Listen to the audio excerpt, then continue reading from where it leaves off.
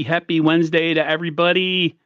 Latest episode of our 49ers Takes with my man Raj from I got a RSF 49ers. I get confused with him and that other guy Oh, all good. sometimes. All good. How you doing, man? It's getting we talked about reaching that point in the off season, and this kind of feels like the show that might kind of be a little bit of a walk off for us until we have some real news to talk about. What do you think? Yeah, a couple things. What's up, everybody? You're probably right. Larry, I was talking to Kruger on Monday, and he goes, June, that's the time where if you're a content creator, you got to reach deep down in your bag if you want to be posting stuff. Like, you got to get down to the nitty gritty. Like, yeah, there's not going to be a lot to talk about. You're going to be making stuff up. It's going to be quarterback nonsense, rumors, same old, same old. But I'm feeling good. It was payday. We're talking about Nick Bosa getting paid soon. I mean, my payday is not as good as Nick Bosa's, but I mean, anytime you get paid, it's nice. He probably makes what I make in a quarter of football. So I'm Like the hyped up, first 10 ready. minutes of a game. Probably so, Yeah. and he deserves it. Every time he gets a sack, he probably gets paid like $100,000. I don't know, but yeah, man, I'm excited, ready for a season. It was cool to see minicamp content, but we got a whole. They're off for the summer now, except the younger guys. It's I'm glad we were able to do this. I've been feeling sick all week. I worked 2 days into my first week, and then I got a little bit of heat sickness, and then I felt sick the last however many days, and it turns out I don't have a doctor, so hopefully urgent care can help me out tomorrow and write me back to work. Yeah, Right? I'm in a little bit of a bind because I haven't been there in years. So after you don't go to a doctor, Yeah. they unplug. So yeah, there's some 49er news to talk about. Of course, we'll bang on the quarterback drum. I know off air you were like, ugh. But I mean, I talked to it with the NWO guys Monday. We talked in Ted, so of course I'm going to ask your opinion. Of Let's course. talk what the title of this video is about. Let's talk about the Nick Bosa contract.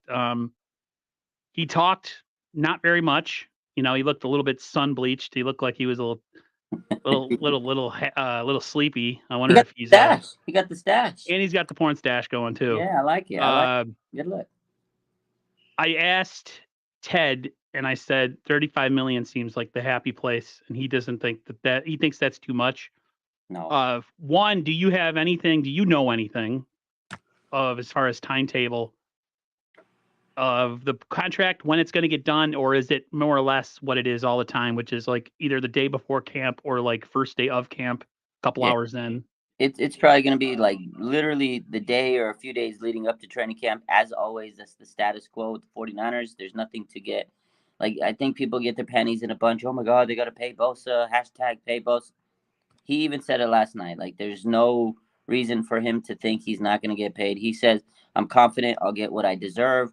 He knows that his body of work is going to get him paid. He's the guy. He's the defensive player of the year. This is the guy they drafted um, to be their cornerstone defensive player. He's become a captain.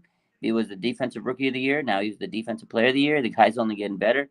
Kyle says, it's interesting when Kyle says his conversation with Bosa. It's just pretty straightforward. It's, hey, how's it going? I'm good. How's the boat? It's good. You been working out? Yeah, I'm working out. You coming in? Yeah, I'm gonna be in the training room. All right, cool, man. Like, he respects Bosa. He knows he's gonna be in shape when training camp comes, and he's gonna be ready to fucking rip it up. So I think Bosa is gonna become the highest paid defensive player in the NFL, like, ever. I said this on Kruger the other day. That was my bold take, I guess. Not really bold to me. 5 years, $150 million. They're gonna get it done a day or two before training camp. Let's roll, baby. Nick Bosa's getting that bag. People don't understand how hard it is to get edge rushers. You know, people say it's easier than you think in some ways because of I don't know. It's harder to get a quarterback than an edge rusher, and I completely disagree. I think edge rushers and quarterbacks are kind of one A as far as how difficult it is to find one, and when you find one, keep them. Mm-hmm. To me, the Niners. I mean, he's their best defensive player other than Fred Warner. Yeah. I mean, he's the old saying from the '70s with whatever the guy was from the Yankees, the straw that stirs the drink. I forget the name. Draw that stirs it. I say that about Deebo all the time.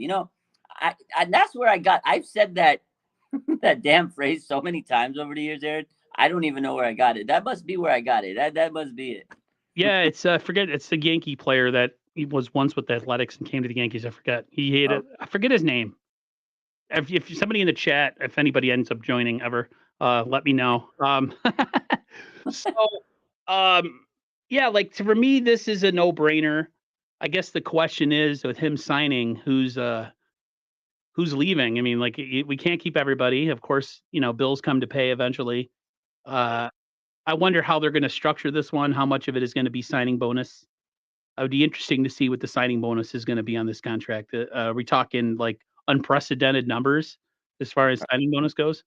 I think there's going to be a lot of signing bonus, a lot of incentives, a lot of backloading of the contract. I mean, look at what they did with Trent Williams. They paid that man a massive amount, 6 years. It was a big contract, so they could load it in the back. And pause. They loaded that contract up, and they stretched it out. They gave him a lot of incentives. I think that's what they'll do with Bosa. Honestly, I don't think it's going to kill him in terms of being able to sign players. Relatively, they've been able to sign players to pretty good contracts overall. And then when the time comes, they'll extend players, they'll restructure deals. Guys like Kittle, guys like Armstead, guys like Fred Warner, guys like CMC, they've all kind of Trent Williams. They take like roster pay bonus, like they'll get their guaranteed money up front. Bonuses converted to guaranteed money, and they take that, so it kind of helps give them cap space. Players will do that for this team because they know it's a hell of a team. They want to keep guys around, and like you said, a good edge rusher is hard to come by, and you don't lose a guy like that. So I think the team knows it. When the time comes, the 49ers will say, hey, look, Fred Warner, take this guaranteed money up front, and we don't have to worry about, the incentives here and there. And that's what they do. CMC, he took a big money guarantee up front. I mean, if I'm a player and they're going to tell me, yo, we're just going to give you $10 million guaranteed right now up front in your bank account, it's kind of hard to say, no, I want to let my money stretch out. You don't know how long your career is going to be. If they're going to give me $10 million right up front to put in my bank account, I'm going to do it, Aaron. And you get a life-changing injury then literally the next day. Yeah. You have $10 million to live off of. I think you're going to be okay. Yeah. Yeah, for me, it's a no-brainer with Bosa. He was the guy I wanted in that draft. My nephew wanted the same guy. It was Great. The Niners sometimes take the path, at least at the old regimes, of like taking the most obvious selection and turning it into like a guy who's not like we're going to draft this guy and then turn him into a safety. It's like, no, take the most obvious pick that you need. Sometimes the most obvious player is a player that fills a need. This whole thing, well, we let the board come to us. No, not when Nick Bosa is in the top 5 of the draft. That ain't a board come. He was the best player. 100%. And it's proved it now with Kyler Murray falling apart and, guys like Clellan Ferrell, even Josh Allen on the Jags. He's good, but he ain't Bosa good. No. And I said this, I thought he was going to be good. I thought Josh Allen was going to be amazing, which he's good. But Nick Bosa's like a Hall of Fame talent. And that's what Steve was talking about today in his presser. He goes, this guy has the ability to become a player that's going to get a gold jacket. Like he has that legendary vibe. If he could continue to roll out a couple like nasty seasons, he's going to be a Hall of Famer, man. And I think that's a special type of player. Those type of guys don't come along every so often, man. Nicholas John Bosa is a special player. And like he said, he knows he's going to get what he deserves. He's not worried about it. And I love it, man. He knows, again, Kyle and him, he knows what to expect. Bosa trains in Florida. He has his routine, regimen. Like he comes in peak shape. Like you saw him at the press conference. He's wearing a shirt. He looked like he was like exploding through the shirt, like just ripped. Man, I was like, do you have football pads under there, bro? The guy is crazy, man. I love Nick Bosa. He's so disciplined. It's unbelievable. It's weird. Bosa comes off so laissez-faire and almost like he doesn't care about football, but yet football is like the most important thing in his life, other than working out and probably eating like steamed chicken and vegetables every day. Steamed chicken rice every day. Yeah, every single day, eating clean all the time. Yeah. It seems like football's like right there with it. Ted Talks Ball says, "What's up, Ted?" He said Brian Burns closest to him at the moment, not close, but not close. Yeah, Brian Burns is a fantastic player, but again, he's not Nick Bosa. This Nick Bosa can be a game wrecker. Me and Ted were talking about Micah Parsons and how it seems like the Cowboys and Micah Parsons always get more play and more press, and it's always Cowboys, Parsons, Cowboys. And like Bosa, it's like the Niners every year, I told Ted, they have to remind the league how good we are. And then by the time the season's end, it's like, oh, they're talking about the Niners on ESPN. But yeah, And then it goes back to the offseason, and it's back to Yeah. the Cowboys again and Micah Parsons. Parsons is really, really good, but he's not an in the dirt, hand in the dirt player like Ted was saying. So, like, you can't even compare him. The Until two, Parsons lines up across from an offensive tackle, you can't. although he says he wants to do that. He wants to play primarily defensive end. Like he says, he's trying to change his game and train himself. And I think I think it's because he's like, damn, Nick Bosa is a defensive end. He gets all the hype. He got the votes for MVP or Defensive Player of the Year. Like, I think Parsons was like, oh, they're not going to take me serious if I'm not an edge rusher. So he wants to be an edge rusher. I'm telling you, man, Parsons is going to bite off a lot more than he can chew because he's an athletic guy that lives off, being outside line. Like, he could blitz off. He can tackle, stay back. Like, he's great at what he does. I don't think he should change his game, man. I think that's going to hinder him a little bit because that transition might take a little bit to kind of get the footing down. I think he'll be great. I think he'll end up becoming a really good pass rusher because he's a good player, good athlete, good athlete. But Nick Bosa, man, just leverage, the speed, the power, the technique, everything he does is just like technical. He's been doing it. He's got it down to a science, man, and he's getting stronger. He just knows how to put himself in position, put his body in the right place to win. And not only that, the conditioning. You have to be super conditioned. Like I said, he's so disciplined in his training. Like Parsons thinks he's just going to be able to lift the weights, get strong, and be conditioned to, go out there and do what Bosa does. It's not a lot, man. Not easy because we even saw Nick Bosa as the season progressed. Man, he was tired. We talked about it. As conditioned as he was, it took a toll on his body. When you're bumping up against these big left and right tackles, man, it takes. He was so tired at the end of the season, man. Yeah. And the other thing too is Parsons has a lot of help. Mm-hmm. Yeah. Who was helping Nick Bosa last year? Nobody. Armstead was doing all right. Yeah, like that's why Hargrave, and I saw the picture of him standing next to Bosa and Armstead, and those guys look like little babies next to him. Wow, that's a big guy. Hargrave he's like larger than my life. That guy is massive. Bro. Wow. I was at a coffee shop one time and I'm about 6'3", right? Yeah. The dude in front of me must have been 7'1". I was literally staring at the middle of his back. And I'm like, that's what it must feel like to stand next to that guy. Like, hello? Like, what the hell? Like, you're 6 foot whatever, and you look like a little child. Like, he's holy moly donut shop. That's a big man. No. I saw a picture of Bosa and Hargrave, side by side today. I think Nick Wagner posted it. Nick Bosa's 6'4". Bro, Bosa's big. We just said, how big he is, how jacked he is, how chiseled he is. Hargrave made him look small. I was like, God, dog, this guy. The vibe I get out of Hargrave. And, John Lynch, he was in the Buccaneer defenses, those really legendary. I know where you're going. He gives me the vibe, and I think Lynch was like, why didn't I get this? I think he's been searching for this type of Warren Sapp.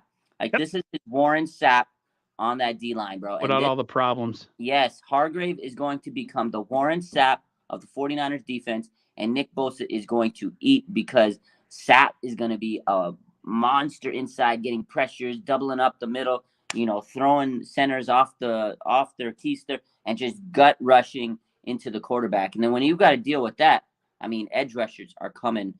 Nick Bosa, Drake Jackson. This is going to be amazing. And even Arik Armstead. But to me, Hargrave is the Warren Sapp of this defense in the Tampa Bay Buccaneers comparison, because I feel like John Lynch basically tried to recreate that defense. When he took over this team, he's like, well, I won a championship with this team. Why don't I just recreate this defense? They got great linebackers. Yep. You got a great safety, John Lynch, and now he's got Hufanga. You had underrated corners. They weren't like overly great, but they were good. Rondé Barber was awesome, man. I liked him. Tampa defense had an elite player at every level. They did. The 49ers defense has an elite player at every level. Correct. I think personally, Hufanga is on his way to being an elite player. Yeah. So I'll give you Hufanga as the secondary is it's still a WIP. Okay, it's work in progress. Yeah. But the first two levels, you have the best pass rusher in the NFL, edge rusher in the NFL, and I don't care what anybody says. The dude on the Browns, I forget his name. He's great, but he ain't Bosa. Yeah, Myles Garrett. Myles Garrett's really good. I'd love to have Myles Garrett on the 49ers across from Bosa, but and then you go, you think about the great Bucs teams. They had Lynch, Sapp, and in the middle they had Derek Brooks. Like they were, and that's Fred Warner. Maybe Mhm. Fred Warner isn't quite to Derrick Brooks' level, but he's pretty good. No, it's I close, man. think he's the best. I think he's the best middle linebacker in the NFL right now. For He's so many years, it was Bobby Wagner, but I think Fred Warner doesn't always explode every play and like hit guys, but he's always there. He's always there to make the tackle. He's always in on every play. yeah. Um, and He's so yeah, instincts, like and he's like go an ahead. extra cornerback on the field, safety.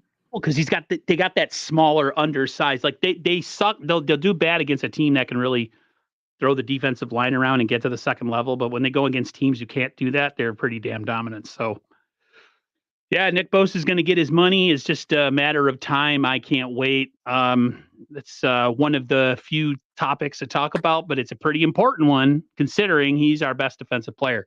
Yeah. All right. Might as well attack the giant elephant in the room that is this 49ers quarterback drama.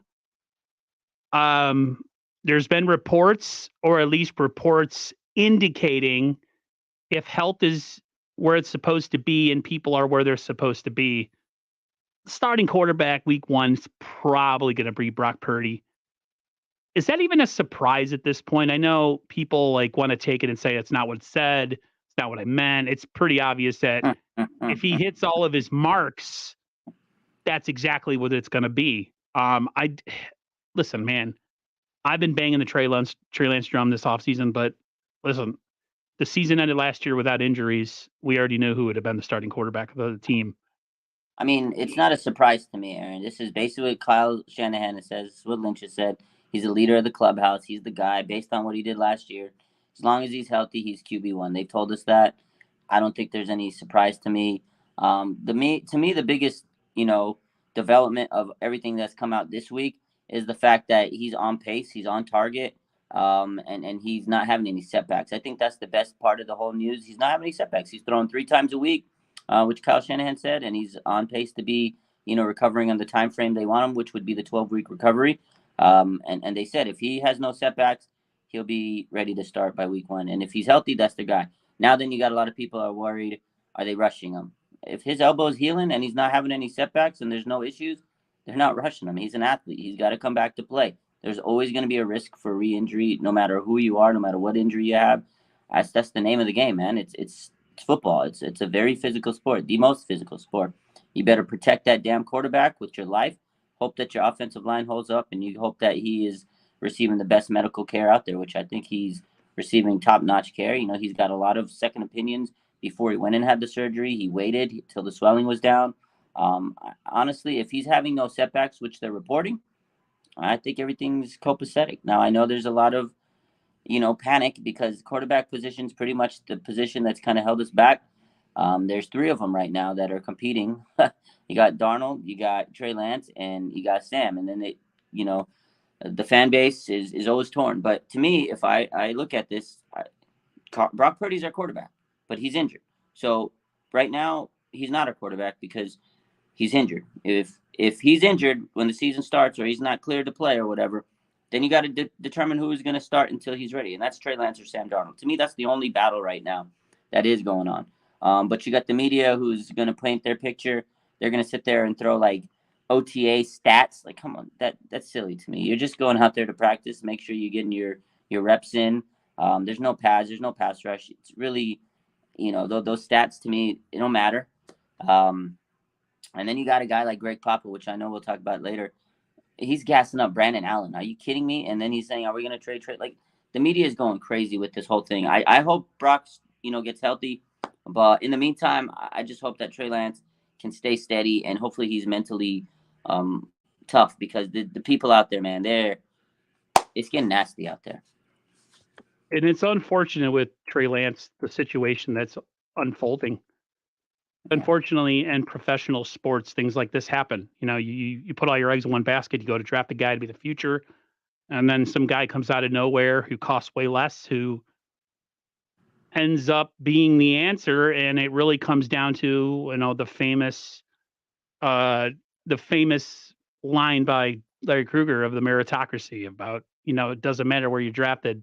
It's what you do for the team to help them win. And if you're a 7th-round pick or a 1st-round pick, if the 7th-round pick gives you a better option, a better chance to win, You're not going to say, yeah, but he wasn't drafted third overall. No, that's dumb. You just go with the guy that does it. So it's unfortunate he's into what, year 3 and he still hasn't really gotten any footing. It's unfortunate. But that's just the way athletics work sometimes. Yeah. And you're right. You got goofballs like Greg Papa who sit there and talk about a quarterback that was a backup in Cincinnati. All of a sudden, is going to be like the the starting quarterback this year. It's let's, just, let's, oh my let's talk about God. it. Let's just get right. Go ahead. Because okay, so this is what he said today. He's got an agenda against Trey. Like this, I get it. There's a lot of people that don't like Trey. There's a lot of people that do love him. I get it. I like Trey. I want him to succeed. I don't know, but like you said, they found a hidden gem in Brock Purdy. They won games. At this point, you have a star-studded roster, which we've been talking about. You want to take this team to the Super Bowl, and in their mind, Brock Purdy gives them the best chance. I get all that, whatever. But again, if he's not 100% ready, I think Trey Lance deserves a shot. He was the 3rd pick. We don't know what we have in him because of the injuries. But this guy, Greg Papa, Sleepy Greg Papa out there looking like he was about to fall asleep, which Aaron said off camera. He goes, he's looking like he's falling. The guy don't even know what he's talking about. He must be on some meds. He says, if Brandon Allen is as impressive as they think he is, who's saying that? Who's saying he's impressive? He says, would the 49ers be open to trading Trey Lance? Because you have Brandon Allen, a backup in Cincinnati, who threw 1 for 8. We want to pull up stats. Are we going to go there? We're going to pull up. Are we really going to go there? Okay, people are posting OTA stats, so I'm going to use it because everybody wants to sit there and say, oh, well, Trey Lance, he's 4 for 8. Oh, he threw a pick. Well, this and that. Well, Allen was 1 for 8 today. If we're going to pull up stats, holy God. This is where the offseason goes when you don't have a quarterback, a legit number 1 quarterback. This is what happens in the offseason. We doing this? Brandon Allen? Brandon Allen, though, first of all, I don't know what's going on with KNBR. If they just stop caring about production costs. Can we get Greg Papa a new microphone or headphones or whatever? What the hell? Me and Ted were talking about that. Dude's got like freaking rubber bands on it and stuff. Like, first of all, KNBR. I thought I was the only one. What is that? It's like he's got like my sisters from the 80s, like their little barrettes. He took the the part off and used like. First of all, fix your equipment, and then we'll talk quarterback. But until then, please stop. Like, yeah, Brandon Allen is, man. I don't even know who the guy is. I really don't. I've never heard of him until we signed him, bro. Oh my God. Listen, I feel bad for Trey Lance, but at this point, I mean, it's year 3. You know, a lot of people. My boy. Bashar was really into it last night, and he thinks it's unfair that he hasn't gotten a fair shot, and I agree with him. That's the thing. I don't disagree with him, but like something you kind of let me know last year without saying too much is that in the end it comes down to what the players in the locker room who are in a window to win think of the situation, and if the players in the locker room say, "Look at." We have a short window here. We love Trey to death, but we don't have time to sit here and wait for an experiment to come to fruition. We have a quarterback that's ready-made, we think. I know it was only 7 or 8 games, but these guys got careers that are, not forever. Primes are not forever. And if somebody told you, would you rather wait for Trey, who can end up being this super elite level quarterback and do all these amazing things on the field, but you might suffer a season where maybe you barely make the playoffs, or you don't make the playoffs, or you have a bad enough record to where your seating's really shitty and you end up getting bounced in the first round? Or would you go with a guy who last year played extremely well, inefficient, and just the offense looked better as it ever has, but has way less athletic prowess? Who would you pick? Of course, the players in the locker room are not going to go with the experiment. They're going to go with the guy that's proven, and it sucks. But that's I feel bad and I don't feel bad. If that makes me a bad person, I don't know. Like, I don't have any issue against Trey Lance. Can you afford to drop to 0-4 this year? No, absolutely. Can you afford to drop to 1-3 and still get the number 1 seed? You need to start like 8-0. We need to start like we did in 2019, where we come out guns a blazing. and the Niners aren't going to win every game, but they're favored to win every game, like what, except for like one or Yeah. two. You should be able to win your games and start off hot. If you got to be the number one seed because you want people coming to you. You don't want to be traveling. It's the dog days when the playoffs come. Like we talked about, players got tired. They were stressed out. If you got to travel, that makes you even more tired. Traveling does add another element. If you're home in the confines of your home stadium, you don't have to travel too much. You're in your own environment. It's a little bit easier. You have the roar of your fans. It does make a difference. So I think they have to get to a hot start. And I'm not saying that Trey can't. I think he can, but there's just so much unknown. And you're right. It's we got to win now, and Trey might need a little bit of time. He might take a little hit here and there. He might lose a game that we could have won, just because of an experience thing down the line, like 2 minute drill in the fourth quarter, and something like that. Where yeah, okay, Brock may not be the cannon of an arm. He may not be the athletic guy that Trey is. We all know the intangibles that Brock brought to the game last year. It was the poise. It was the leadership. It was the ability to win games and make this offense just efficient, like you said, and the way he was able to escape pressure and extend plays. We haven't seen that out of Trey. I believe he could do that. He's got the athleticism, but there's just so much unknown. And I think the players, like you said, they've bought into Brock. They know what they have out of Brock. It's not that they don't know they could win. It's not that they don't think they could win with Trey. It's just he has to prove it. He has to become a leader. That's a whole process. It takes time. You have to forge that chemistry. And it's unfortunate for him because he has had a lot of injuries.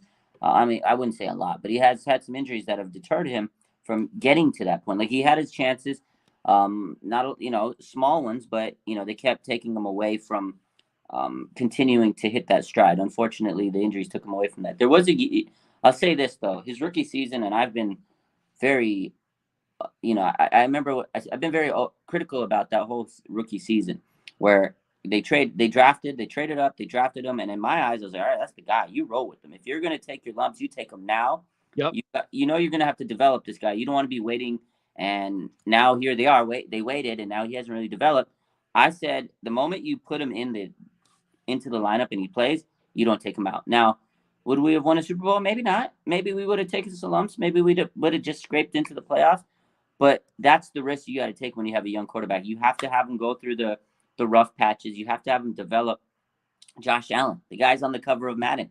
First season, holy God, nobody would have thought he would be this, hot commodity. It's very rare for a rookie quarterback to come in and just storm the league. Brock did it. That's very rare. But with Trey, the time they put him in at Houston, that game after Tennessee, when they put him in Houston and they won that game, I said, keep him in. Don't take him out. Don't pull the plug. Pull the plug on him. I think mentally that was not good.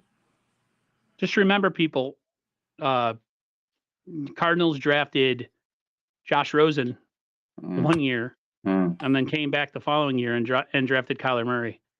Sometimes you can see enough in camp or in whatever in your own building to know that a guy might just not have it.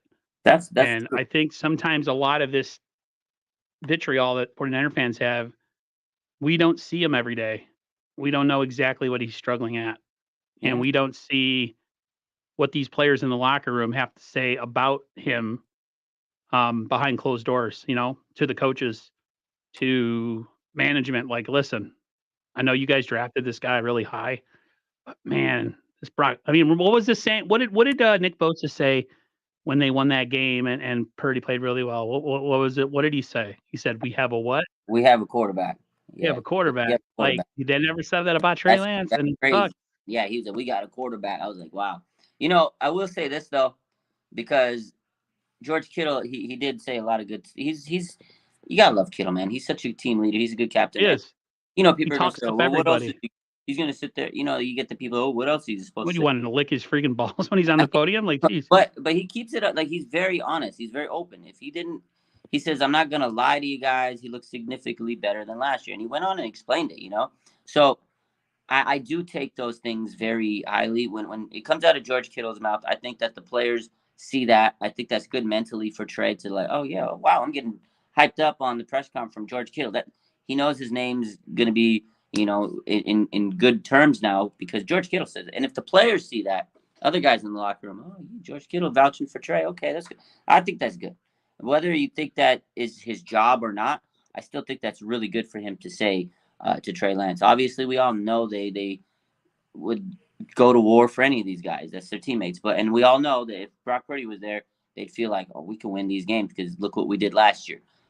Trey Lance, I think, definitely needs to not just prove himself to the players, but to the fans and everything. And that's it. He just needs to get his reps, go out there, and do great. That's it. Just go out there, play, and do great. Because in practice, they're going to ramp up any little mistake.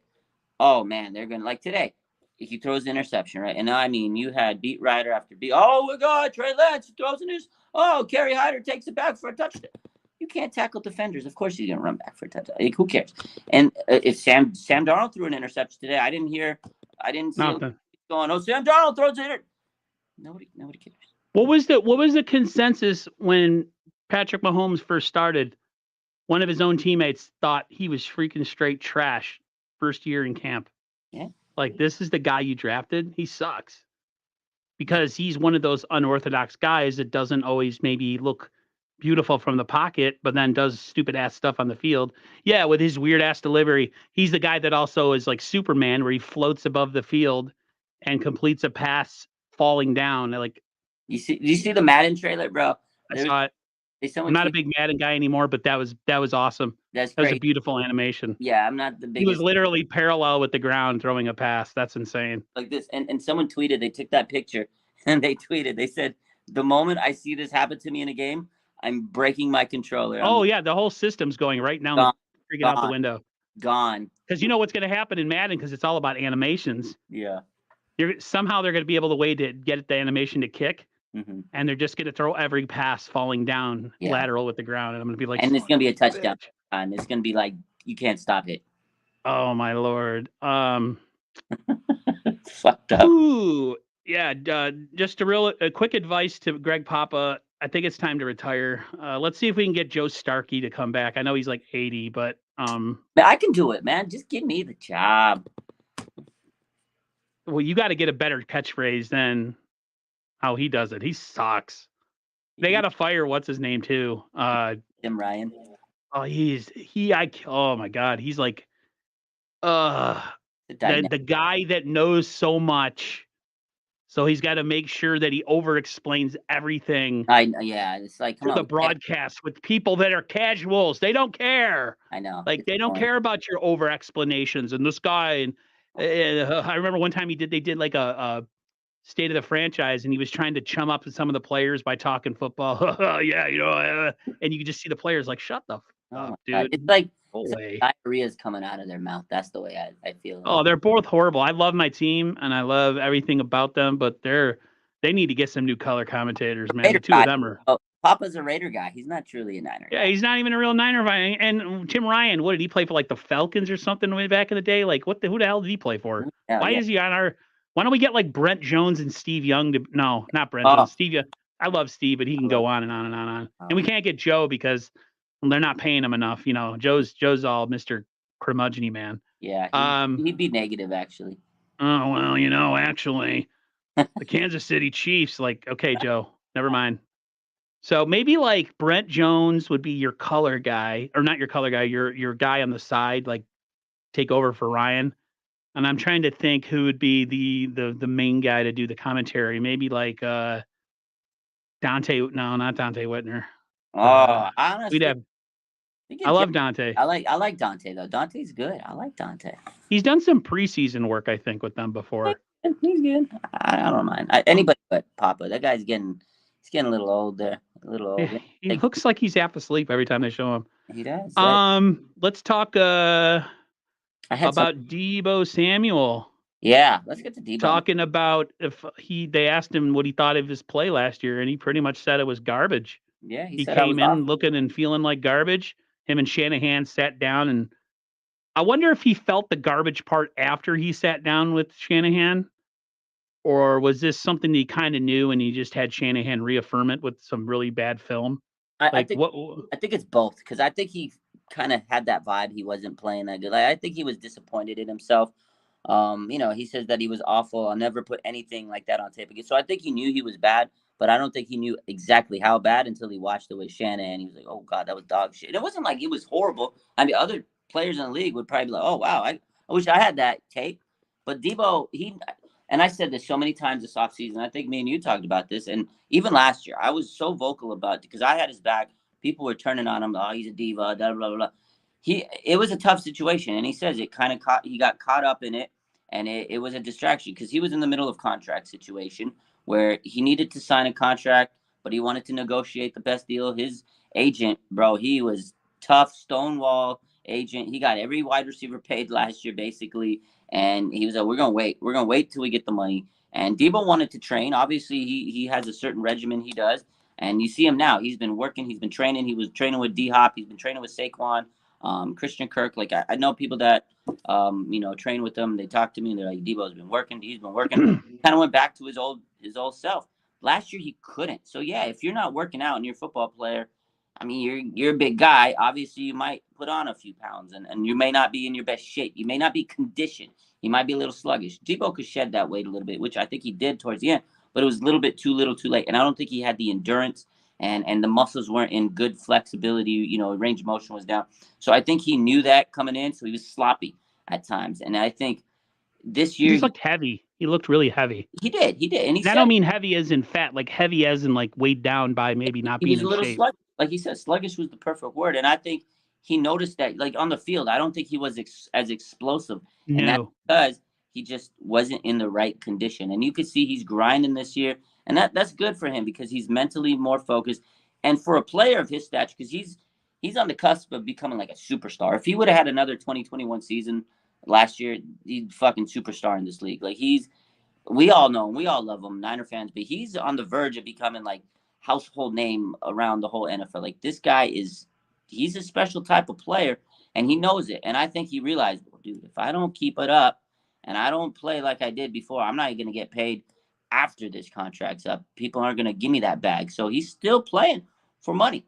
So I think he's refocused, and you could see he's been really training a lot. And I respect that he took accountability for not playing up to his level that he could have been. So, because a lot of athletes, Aaron, they're like, whatever, I'm getting paid so many million, $75 million. Who cares? Whatever. He took accountability, man. And that goes along with that's a leader right there. To That me, means a lot to me considering the fact that like you said, most athletes don't care. he's a You leader. got freaking a quarterback in Arizona that worries more about video games than he cares about playing quarterback in the NFL. And anytime somebody tries to say anything to him, he acts like a little petulant baby. I'm Exactly. so glad D Hop, I don't know if what he's got left, but I'm so glad that D Hop DeAndre Hopkins got out of there. Yeah. Hopefully, he catches on with a good team like the Niners. Yeah. No. Fly through to the Niners, D Hop. I would love it. I mean, he did train with Yeah. you all this offseason. He would not fit in this offense though. Oh, we'd make him fit. Well, I mean, yeah, we would bring Trey Lance in just to throw deep and then put him back on the sideline. Yeah. That'll piss off the fan base. Like, hold on, we got to get the ball to D Hop. Come Can you on, imagine? Trey. Can you Trey imagine? comes in, throws a 60-yard bomb, and then goes back, and Purdy comes in. Oh my God, that Oh, fan base would God. tear itself apart. Like the Oh, Joker that says, makes they'd me eat themselves. Uh, be so bad. what was I gonna say? Mm. Yeah, I'm confident that Devo will have his. I'm confident Debo will have a a return to form this year. Yeah. And if with the other receiver in the room, Mr. Brandon Ayuk, let's talk Yeah. about that. He talked about that he's ready and he's coming. He didn't really say much more. To me, he's turned into a team leader. I don't know about Oh, you. 100%. Like that's the vibe I get out of him. Over the years, you can just see the growth in him, not just in terms of physically, mentally, as a player on the field. Like he's improving, Talking. but he's become a leader, man. You could see, and I think that's another reason why Debo has this epiphany.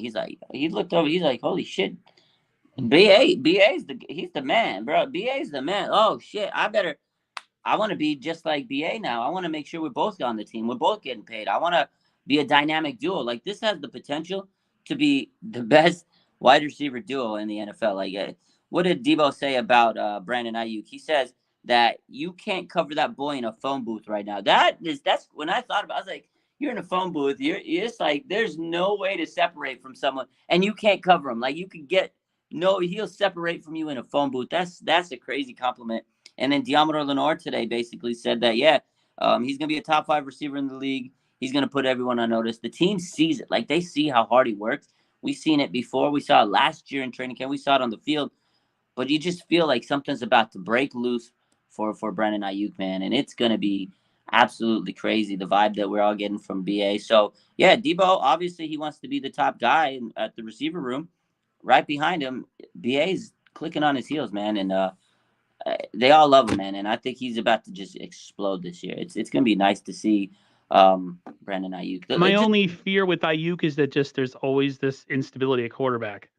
Like if we could just figure out who the hell is going to be back there, and then if that's the case, figure out a way to get him the ball. It's so much, there's so much more to offer with Trey Lance because of what he could do down the field. As far as different areas that they could go to that they just can't with Brock Purdy's arm. But at the same time, like, they are efficient enough on offense, and I'm sure Kyle can dial some stuff up to get Ayuk open, or at least get Ayuk to be the number one in the progression. It's just, I feel bad for him because if anything's going to hold him back this year, if anything's going to hold any of these guys back this year, is this just uncertainty. Like if it's going to be Purdy, then let it be Purdy. If it's going to be Lance, then let it be Lance. But it is this tough. has to be the last off season we have to deal with this. I agree. This is like year 6 or 7 or whatever. We're Every still dealing with this. Before it was, Pretty Chin boy, who's Mr. Pretty Guy, and he with his paper airplane arm, and everyone was like oohing and on over him, and it's like he wins, but I'm like, but does he? Is it really him that's winning? And then you see what then you have what's his name, Purdy come in last year, and he was like, oh, so this is what the offense is supposed to look like when you have that was clicking. 6'5", 4 or 5 playmakers, but I don't know, man. Another year, another bit of team. What's that? There's another guy on this team. It's his birthday. Christian McCaffrey, dude. Like this, we haven't even talked about Christian McCaffrey, and I think he's probably the biggest difference maker. Obviously, I still can't believe we have him. That's what a lot of fans say. I can't believe we have him. I'm right there with you. Every time I post about CMC, I'll probably see like at least 2 or 3 comments that still say, I still can't believe we traded for him. It's right. And he's so good. He's only 27. I thought he was older. When I saw that today, I was like, shit, he's only 27. Guys, in the prime of his career. And now he's going to play his first full season with the Niners. Like, I'm excited. Christian McCaffrey's about to go crazy, man. And that's another guy. Like, okay, Deebo knows he has to come and bring his A game because there's so many players on this team that it's like Deebo might be an afterthought if he played like he did last year. You got Christian McCaffrey, you got Brandon Ayuk, who we just talked about, you got George Kittle, man, and there's so many players on this team that could do something great. That it's just going to make everybody around them great. And I agree with you. The quarterback situation has to be stabilized because I'm tired of it every single year. It's quarterback. This is off season, like you said, 6, 7 of this regime, and we're still freaking talking about a quarterback in the off season. I'm tired of it. Figure it out. Let's not have this conversation next year. Although, if we don't have quarterbacks to talk about, Aaron, what are we going to talk about next year?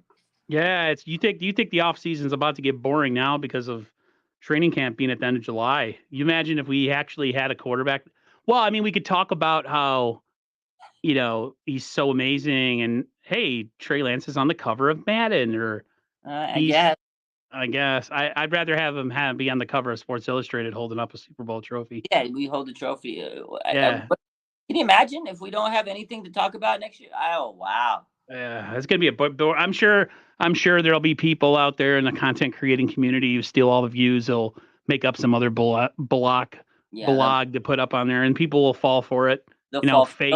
Oh, Brandon Allen, is he gonna take the quarterback? Yeah, Brandon Allen, guys, you didn't know Brandon Allen's going to be the starting quarterback this year, according to Greg Papa. I can't believe. I want to start a GoFundMe for Greg Papa's microphone, because apparently KNBR doesn't care about production anymore. That's why everybody goes to 95.7 The Game. Oh, wow. Every time I see a clip of freaking KNBR, it looks like they're miserable and broke. Like, what is happening? He's got like rubber bands on it. got rubber bands on the headset. Look at him. He's got rubber bands on his freaking headset, man. That's crazy, man. Did That's you see sad. what I tweeted underneath it? Oh, what did you put? That's so bad, dude. I said something like something about someone to get him a new microphone so he can give us more shitty takes or something like that. These comments, it's crazy. The comments, man. Woo. Somebody put, this is embarrassing to even put on tape. Oh, man. Oh, these comments. Whoo. This is getting embarrassing. Lord, what are we doing? Oh, my God. It's time to, someone put, it's time to put grandpa in a home and take his car keys. Wow. He does look really tired and old. Let's talk a little bit. How much more time you got, man, before you fall asleep on me? I got a few more minutes, man. All right. It's been a slow night on here. I had a bad title for this video. I still got work to do after this shit, man. All right, let's finish up with a couple of defensive players on defense. Do it. Let's do it. Defensive players on defense. One a rookie. Let's go. This is a two part of the one question. We talked Dre Jackson, and I asked Sterling Bennett because he was going to be at the standard mandatory minicamp, like something to look forward to. And I told him, like, who's going to be the opposite edge rusher? And he said from what he had seen so far, it was in the offseason, for what he was able to see, it was Clelin Ferrell and Drake Jackson are the two guys that have kind of been like the top of the rotation. So are you comfortable with a step up from Drake Jackson? How excited are you for that? And are you still, after you saw what the Bills did, are you still kind of hoping they go make a move for an edge rusher? I wish we would have did that. I wish we would have paid. Right, I saw that. I'm like, why didn't we? And it doesn't look like it was super big of a $7 million super expensive. That's cheap for a premium edge rusher. Like here's the thing. I am excited about Drake Jackson. I see all good things. I hear all good things. I'm excited. There's a lot of pressure on him, regardless whether we think he's going to be good. Whether I see it every season. The hype. Sometimes players don't live up to the hype, or they'll be good. Like, he will have an improvement this year, but fans are going to have unrealistic expectations. They want 10 sacks. They want 12 sacks. They want a Pro Bowl. He may not bring that, but he might give you 6, 7 sacks. He might replace what Amenhu gave you, which was solid production. He might replace what Minicamp gave us, which was solid rotation, right? And I think that's what he can do this year. I think him and Clelin Ferrell are just basically going to replace Amenhu and Minicamp. But that's exactly what I think. At the end of the day, even last year, I still would have taken one more veteran pass rush because they just were tired. They were dog shit tired. Now I get it. Hargrave is the extra piece that wasn't there last year, the missing piece. So that's going to help. I think that would make a drastic difference. But I still will take, if I could get a guy like Leonard Floyd for $7 million, I would have taken it. That 100% is what I would have done. Now the NWO crew agreed that Justin Houston would be the perfect fit. He's older. He's steady. But still does and he won't cost you a ton of money. Yeah, every year that guy gets you 10. I don't know how he 10 does sacks. I don't know how 10 sacks is way better than what we got last year on the edge. I think the highest we got was like what, 4.5, 5? 5. Even if old Justin Houston gets me 7 sacks, I'll take it. If you get 15 from Bosa, 12 from like Hargrave, maybe 7 from Armstead, and you get like 10 from Houston, that's pretty damn good for a starting defensive line. I'm telling you, man. Like, and then you mix in all those guys that are you let Drake Jackson come in and eat a little bit. Yeah. Then all of a sudden you got something there. To me, I feel like when you play players out of their depth position and you force them into a starting role that they might not be ready for, that's when you get what you got last year. If people are slotted where they're supposed to be, you overwork. And then you overexpose what they're not good at. You get burnt out. It's like any job. You go and you work more than your means, you're going to get burnt out. And that's what happened. And I think like my dog Raj, man, he's dog ass tired. I'm dog ass tired, bro. I work all the time. I'm burnt out. That's why I haven't been 60 hours a week, baby. Woo! Bro, that's why I haven't been logging into YouTube, because by the time I get home, I'm okay. Tired, Aaron. Got to pay bills first. YouTube can wait. But I love you, so we always go live every week, man. So we know. And then the last one for you, and then I'll let you go. Jair Brown. There was reports that he had some first string reps in camp. Could you see a scenario where he takes over at any part of the season or even starts this year? I mean, yeah, sure. I mean, he's their top draft pick. I think he has a great potential. He's definitely the future of this secondary with Hufunga. Him and Hufunga, he's a playmaker. I think it's Tashawn Gibson's job. I don't think he's got any threat. I don't think we're going to be sitting there going, oh my God, is Tashawn Gibson going to lose? No, that's the guy. He signed up for one more year. He's the veteran mentor. But I feel like at times to give him some rest here and there because he is a little older, you know. Yeah, maybe throw Jair in there, see him if he can get a little bit more extra reps in there. But I'm excited about the kid. I think he's gonna be a steal at the third round. This guy is a ball hawk, man. He makes plays. Like we said, like last week, Brandon Ayuk reported he had like 4 interceptions at OTAs. Would have That's had one more if would have we had more. The guy's a ball hawk, man. I love it. He had 10 sacks or sorry, not 10 sacks, 10 interceptions in 2 years at Penn State. I mean, he put the film on tape. and He yeah, he has he has his deficiencies are pretty much like Hufunga's.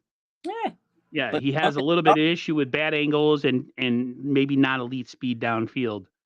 My thing is, I was listening to Crocker and Peacock. They made a good point. This draft this year, Niners don't really have any all-star guys that they drafted, but that's not what they needed on this team. The Niners need need solid depth. depth They needed with depth players players to who develop. eventually can start, like Jair Brown. I'm blanking on half their players that they drafted, but uh, at one draft pick that everybody has been questionable about, he had a 63-yard field goal in camp Yeah, today. my Our boy guy Nick Moody. Jake Um, Moody. it'll be interesting to see. Like, this has been the first draft where this draft we didn't have anybody until the third round. So, Yeah, to me, it is about depth and getting players in the position where they're supposed to be. If they can this get one more edge guy, I really hope they do, man. I'm going to be like obsessed with that until it happens. So, I know, me too. You but and me both. I agree with what you just it's said. not comfortable. This was a developmental draft. I'm not like sitting here going to think that they're like all stars first year. They're all going to Yeah, develop and be really solid play. That's like what. D Winters, I feel like has a chance. Yeah, yeah. Yeah, B. what's his name is a big project. A lot of people think he's, for people need to calm down on Robert Beal Yeah, and need to. Robert Rod. He's raw, but he's good if they can get his talent and harness him and he can figure things out. He's gonna be a good player. But yeah, people think he's gonna be like 10 sack guy year one. I don't believe that. He might be very much a practice squad guy and be a little bit like a McCrary Ball or Yeah, but someone who comes off next year. But yeah, yeah. all right, guys, we're gonna get out of here. It wasn't a very active chat tonight. I had a really crappy title that I changed midway through the stream, so I would assume that's why no one jumped on it. I made a nice thumbnail though, but I'm sure we'll get views after the fact. But this might be it. I might jump on next week if there's anything really big to talk about. I'll jump on with Raj and Ted. If I'm alive, if I'm at work, if I'm not, I might be working 80 hours a week next week. Yeah, I got to get back to work. I got to get a note tomorrow, and I also hopefully the air gets better over here. I mean, it's like super smoky. It's really bad on the Northeast right now. But It's nice. everybody, take care. Have a great rest of your night, and we'll talk to you later. Yes, sir. And let me find the end broadcast. There we go. Bye, everyone.